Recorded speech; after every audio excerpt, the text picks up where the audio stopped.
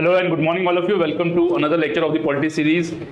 Today we shall be discussing about the Council of Ministers, another chapter under the part 5 of the Constitution, that is the Union Executive. Now Council of Ministers is different from Cabinet. याद रखिएगा वो difference क्या है वो भी हम देखेंगे और इसी लेक्चर में हम लोग कैबिनेट कमिटीज भी देखेंगे कौन कौन सी इंपॉर्टेंट कैबिनेट कमिटीज हैं. After that attorney general we were planning but then the attorney general chapter is very short, so we'll discuss it there only when we discuss constitutional bodies, but then today we shall be discussing council of ministers. अब council of minister देखिए एक बहुत बड़ा group है, ठीक है, एक बहुत बड़ा ग्रुप है जो कि डे टू डे एडमिनिस्ट्रेशन के लिए, ठीक है, डे टू डे एडमिनिस्ट्रेशन चलाने के लिए बहुत जरूरी है. ठीक है, तो जो आप देखते हैं कि वेरियस मिनिस्टर्स हैं, ठीक है, वेरियस मिनिस्ट्रीज हैं, वेरियस डिपार्टमेंट्स हैं, उनके जो मिनिस्टर्स हैं, मिनिस्टर ऑफ स्टेट है, minister of state of with independent charge है, ठीक है, वो सब क्या है, वो सब पार्ट हैं काउंसिल ऑफ मिनिस्टर्स के. बट देन एक कॉन्स्टिट्यूशनल अमेंडमेंट आई थी, उसने जो है इस काउंसिल ऑफ मिनिस्टर्स पे कैप कर दी थी. अब वो कौन सी थी वो भी हम आगे देखेंगे. तो पहले कॉन्स्टिट्यूशनल प्रोविजन से शुरू करते हैं. तो पहला जो कॉन्स्टिट्यूशनल प्रोविजन सबसे इंपॉर्टेंट मैं बोलते हुए आ रहा हूं आपको, दैट इज आर्टिकल 74. देखो आर्टिकल 74 क्या बोलता है कि there shall be a council of ministers to aid and advise the president. There shall be a council of minister to aid and advise the president. ठीक है, उसके अलावा article 75 other provisions as to the ministers, ये सब पढ़ेंगे अभी हम. Article 77 conduct of business of the government of India, conduct of business of government of India. और इसी प्रोविजन के अंडर जो है प्रेसिडेंट आगे चल के कैबिनेट कमिटीज बनाएंगे. ठीक है, आगे चल के कैबिनेट कमिटीज बनाएंगे. ठीक है, then article 78 duties of the prime minister as respect to the furnishing of the information to the president, कि जो हमने आपको कल पढ़ाया था कि ये प्राइम मिनिस्टर की ड्यूटी है कि वो प्रेसिडेंट को बताएंगे कि जो है ये काम हम कर रहे हैं, ये काम चल रहा है. प्रेसिडेंट भी इंक्वायर कर सकते हैं पीएम साहब से कि क्या क्या काम कर रहे हो भाई तुम आजकल. ठीक है, वो सब जो है जो डे टू डे फंक्शनिंग है गवर्नमेंट की वो पीएम साहब जो है प्रेसिडेंट साहब को बताएंगे. And then article number 88 that is right of minister with respect to the houses. Houses में क्या क्या है तो वो स्पीच कर सकते, कह सकते हैं कुछ भी. ठीक है, और उन्होंने जो हाउस में कहा उसको आप क्वेश्चन नहीं कर सकते कोर्ट ऑफ लॉ में. ठीक है, तो ये सब है कॉन्स्टिट्यूशनल बेसिस या कॉन्स्टिट्यूशनल आर्टिकल्स. ठीक है, अब आर्टिकल 74 देख लेते हैं सबसे पहले. तो आर्टिकल 74 देखिए मैंने आपको बताया one of the most important article. ये क्या बोलता है, there shall be a council of ministers. There shall be तो मतलब जरूरी है. शैल मतलब देखिए जहां आप लॉ में शैल पढ़े वहां मतलब होता है जरूरी. ठीक है, there shall be a council of ministers with the prime minister at the head to aid and advise the president. Who shall, ठीक है, हु शैल, ये शैल बाद में ऐड किया गया था भाई. शैल का यहाँ पे मतलब हो गया कि जो एडवाइस काउंसिल ऑफ मिनिस्टर्स देंगे प्रेसिडेंट को वो उनपे माननीय होगी या वो उनपे जो है ऑब्लिगेटरी होगी कि उन्हें मानना ही पड़ेगा. In the exercise of his functions act in according with such advice.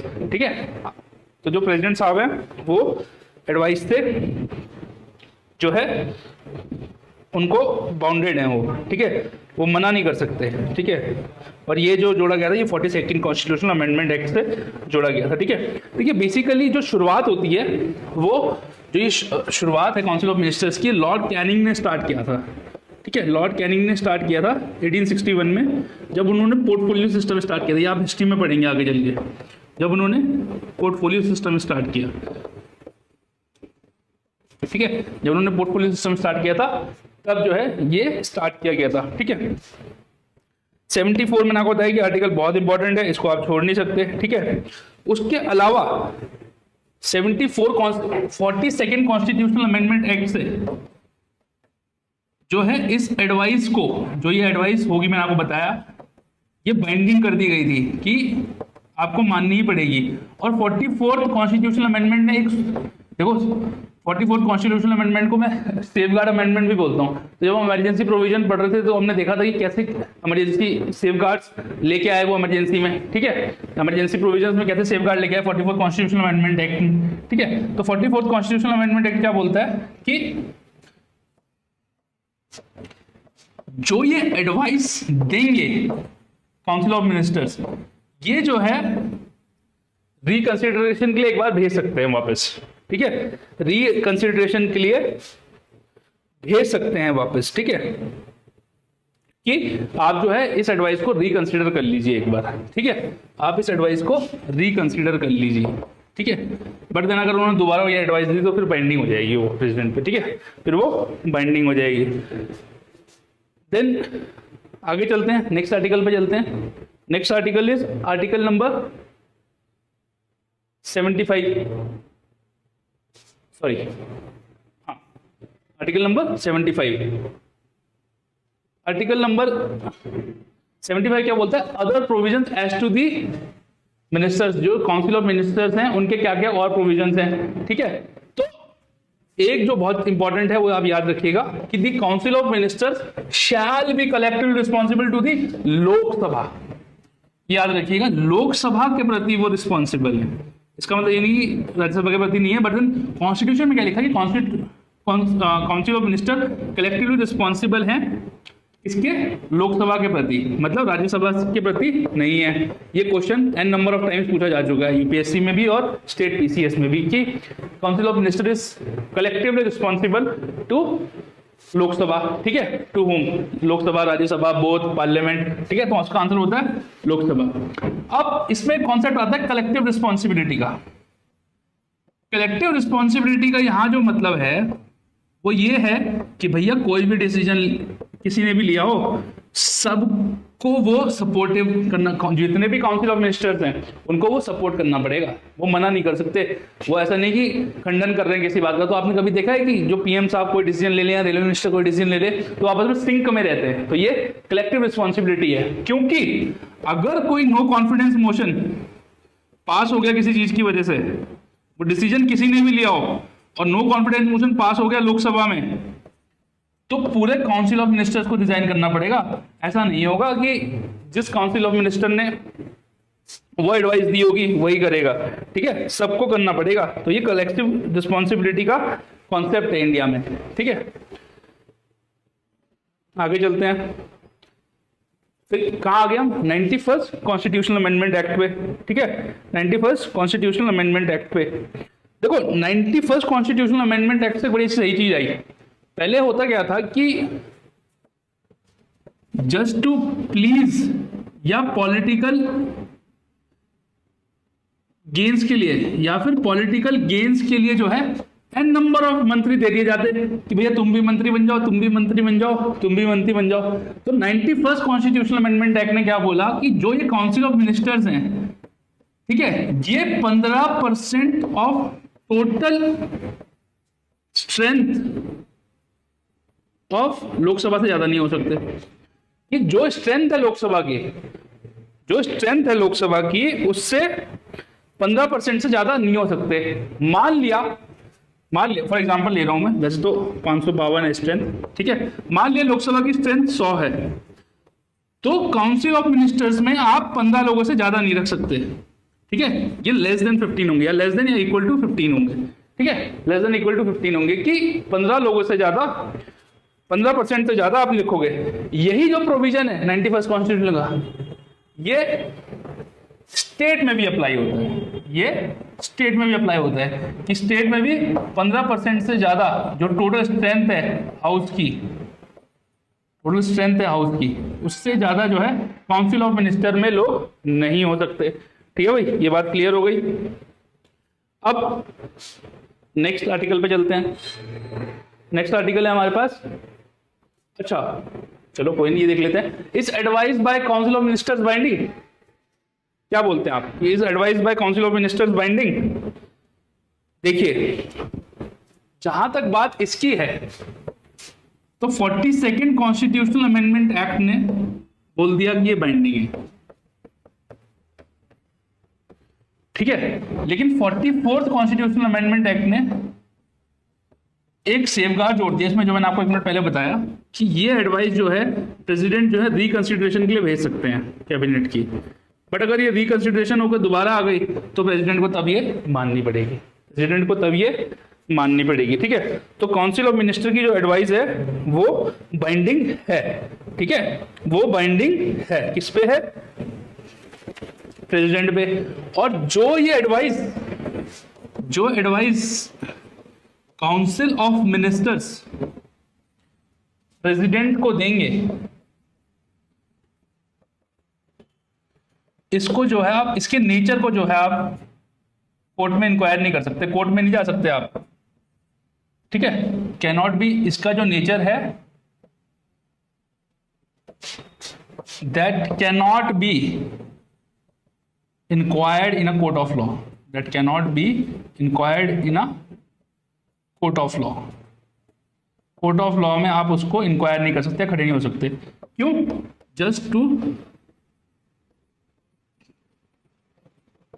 safeguard the confidentiality of the advice tendered, ठीक है। तो जो advice council of minister president को देते हैं, आप जो है वो you can not question that in a court of law, you can not question that in a court of law, ठीक है, जो एडवाइस वो देते हैं, ठीक है। तो ये थी बाइंडिंग है, तो हमने क्या पढ़ा, ये बाइंडिंग है। बाइंडिंग के अलावा क्या है, जो एडवाइस दी गई है वो जो है आप कोर्ट ऑफ लॉ में उसको चैलेंज नहीं कर सकते। अब आ जाते हैं oath and salary of ministers, ठीक है, oath and salary of ministers, ठीक है।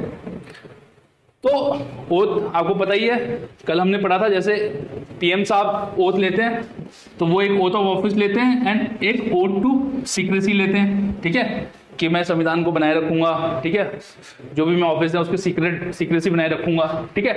एक्चुअली कॉन्स्टिट्यूशन में भी जो ओथ एंड अफर्मेशन दी गई हैं शेड्यूल में, वो मिनिस्टर्स के लिए दी गई हैं, प्राइम मिनिस्टर ऑफ इंडिया के लिए अलग से कुछ नहीं दिया गया। तो जो पीएम साहब हैं वो भी एक जो ओथ मिनिस्टर की है ना, वही लेते हैं। तो जो कल हमने प्राइम मिनिस्टर में जो पढ़ा था वही इनकी ओथ होती है। सैलरी की बात करें तो कॉन्स्टिट्यूशन ने कुछ नहीं बोला कि सैलरी इतनी होगी, उन्होंने कहा कि that salary will be determined by parliament from time to time. तो पार्लियामेंट जो है, ठीक है, तो बड़ी मस्त बात है कि पार्लियामेंट में कौन होते हैं, एमपीज, और एमपीज की जो सैलरी होती है वो एमपीज डिटरमाइन करते हैं, बाया एक्ट ले आते हैं कि भैया ये पेंशन मिलेगी, ये गाड़ी घोड़ा बंगला ये सब आपको मिलेगा, ठीक है, इतना कॉल मिलेगा, इतने आपको ड्राइवर मिलेंगे, माली मिलेंगे, ठीक है, ये सब कौन डिसाइड करता है, ये सब आपका पार्लियामेंट डिसाइड करता है सैलरी, ठीक है। उसके अलावा रिस्पॉन्सिबिलिटी क्या क्या है, ठीक है, तो रिस्पॉन्सिबिलिटी को आप दो हेड में डिवाइड कर सकते हैं। एक तो हो गई कलेक्टिव रिस्पॉन्सिबिलिटी, ठीक है, कलेक्टिव रिस्पॉन्सिबिलिटी हो गई एक तो आपकी, ठीक है, अंडर आर्टिकल 75, ठीक है, कि भैया the council of ministers collectively responsible to Lok Sabha, ठीक है। और अगर कुछ भी दिक्कत हुई और कोई नो कॉन्फिडेंस मोशन पास हो गया अगर लोकसभा में, तो पूरे काउंसिल ऑफ मिनिस्टर रिजाइन करेंगे, कोई एक मिनिस्टर नहीं रिजाइन करेगा, ठीक है, कोई एक मिनिस्टर रिजाइन नहीं करेगा, सारे मिनिस्टर रिजाइन करेंगे।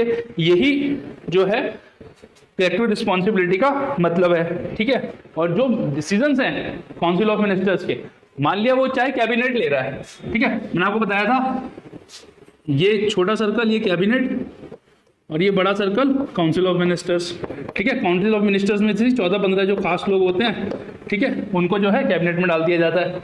तो कलेक्टिव रिस्पॉन्सिबिलिटी जो कैबिनेट ने डिसीजन ले लिया वो काउंसिल ऑफ मिनिस्टर्स पे बाइंडिंग है, ठीक है, बाइंडिंग है। अब ठीक है, वैचारिक मतभेद हो सकते हैं, आप उससे एग्री नहीं कर सकते, बट देन कलेक्टिव रिस्पॉन्सिबिलिटी का जो कॉन्सेप्ट आ जाता है वो यही बोलता है कि द काउंसिल ऑफ मिनिस्टर्स जो है they are collectively responsible to Lok Sabha, ठीक है, they are collectively responsible to Lok Sabha, ठीक है। ये किसमें बोला गया, अंडर आर्टिकल 75, ठीक है। फिर कुछ इंडिविजुअल रिस्पॉन्सिबिलिटी भी है। भाई इंडिविजुअल रिस्पॉन्सिबिलिटी क्या है, वैसे तो कुछ है नहीं, क्योंकि इंडिया में एक लीगल रिस्पॉन्सिबिलिटी का कॉन्सेप्ट होता है, जैसे ब्रिटेन में है,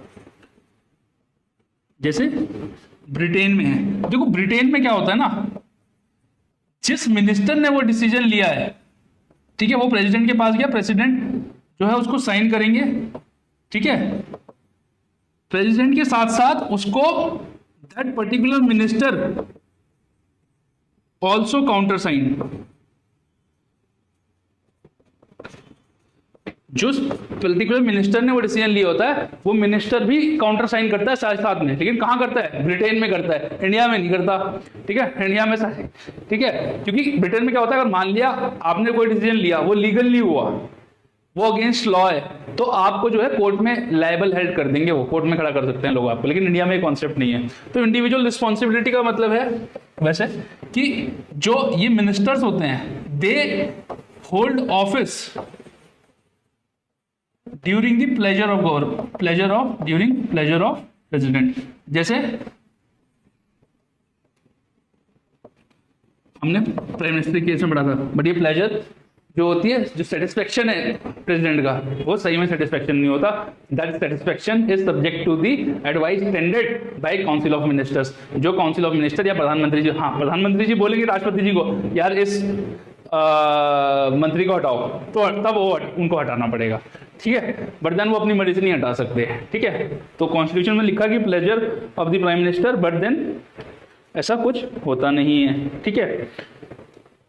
देन आगे चलते हैं। अपॉइंटमेंट ऑफ द मिनिस्टर देखिए बहुत इजी है। जैसे पीएम साहब, पीएम आपके सिलेक्ट हो गए, पीएम प्रेसिडेंट को बोलेंगे कि भैया इन व्यक्तियों को मिनिस्टर्स अपॉइंट कर दिया जाए, ठीक है। तो दे आर अपॉइंटेड बाय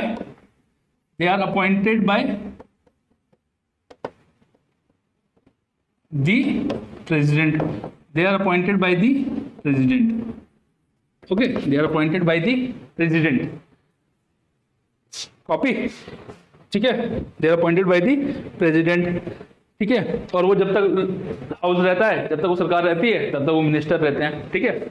तो उनकी अवधि टर्म कब तक है? जब तक वो सरकार है, ठीक है।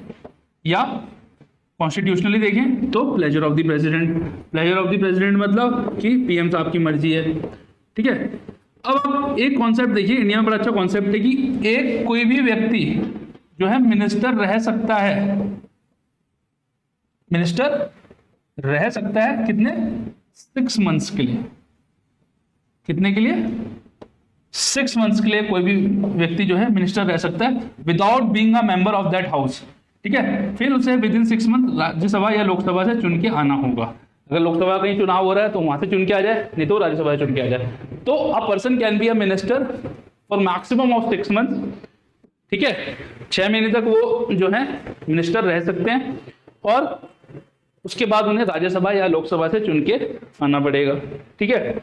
उसके अलावा जो मिनिस्टर होते हैं, देखो इनके पास एक पावर और होती है। जो मिनिस्टर होते हैं वो लोकसभा चाहे राज्यसभा दोनों हाउस की सीटिंग में सिट कर बैठ सकते हैं, डिस्कशन में पार्ट ले सकते हैं, ठीक है। अब अमित शाह जी आपने देखा होगा कि हैं तो वो मेंबर किसके, या पीएम साहब हैं, पीएम साहब मेंबर किसके हैं? लोकसभा के हैं, लेकिन आपने देखा राज्यसभा में भी बोलते हैं। तो उनके पास डिस्कशन का, बैठने का, जो काउंसिल ऑफ मिनिस्टर्स हैं उनके पास जो है दोनों सदनों में बैठने का पावर है, वहां पे चीजों को डिस्कस करने की पावर है। बट वोट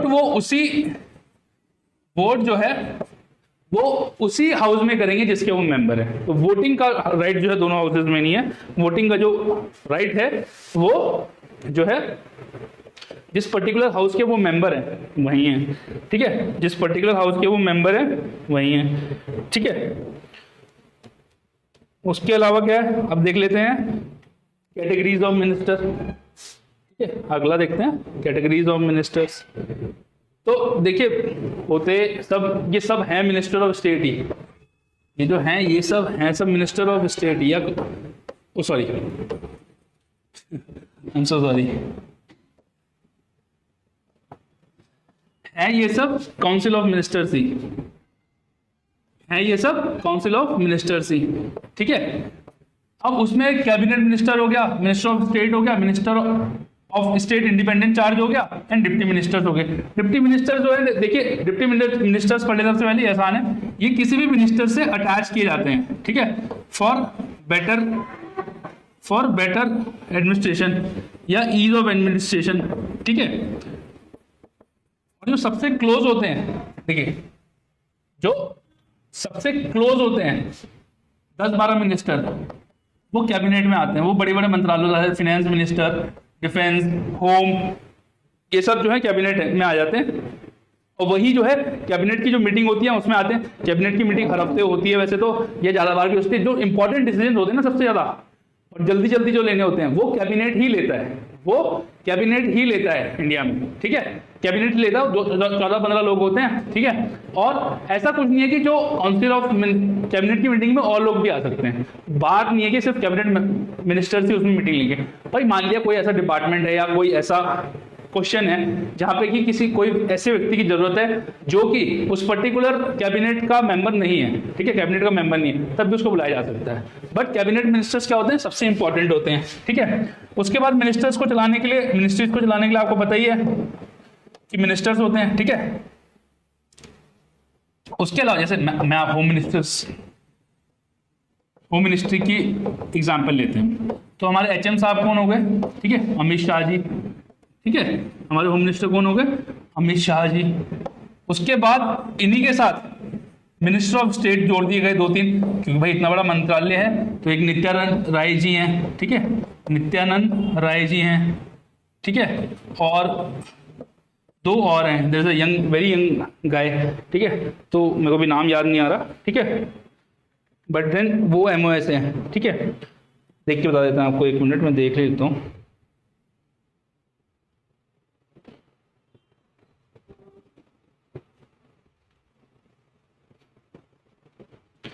दो हैं, एक तो नित्यानंद जी राय जी हैं, 3 एक्चुअली MOS आपके वहाँ पे होम मिनिस्ट्री में, ठीक है, होम मिनिस्ट्री में। एक अजय कुमार मिश्रा है, एक AK मिश्रा है, और एक प्रमाणिक साहब है, ठीक है, एक निशित प्रमाणिक साहब है, ठीक है। तो आप देख रहे हैं कि मंत्रालय क्या है, मंत्रालय तो एक ही है, गृह मंत्रालय, मंत्री एक है अमित शाह जी, ये कैबिनेट में भी है, ये कैबिनेट मिनिस्टर भी हैं, ठीक है। उनके अंदर क्या है, 3 MOS है, minister of state, Nityanand Rai ji, AK Mishra ji और निशित प्रमाणिक जी। अब इसी में से कई बार क्या होता है कि ज्यादा ऑटोनॉमी देने के लिए तो मान लीजिए A मंत्री थे, उनके अंदर B, C, D जो है MOS है, ठीक है। कई बार इनको इंडिपेंडेंट चार्ज दे दिया जाता है। तो इंडिपेंडेंट चार्ज का मतलब कुछ नहीं होता, आपको जो है डिसीजन लेने की ज्यादा ऑटोनॉमी आ जाती है, बस ज्यादा पूछापाछी नहीं करनी है आपको, ठीक है, ज्यादा पूछापाछी नहीं करनी है आपको। तो उससे क्या हो गया कि आपके पास पावर थोड़ा सा अपने फंक्शंस और जो एक्सरसाइज आप खुले रूप से कर सकते हैं, ठीक है। और डिप्टी मिनिस्टर ने आपको बता ही दिया कि सबसे नीचे होते हैं रैंक में, और जो होते हैं वो बेसिकली अटैच होते हैं फॉर द बेटर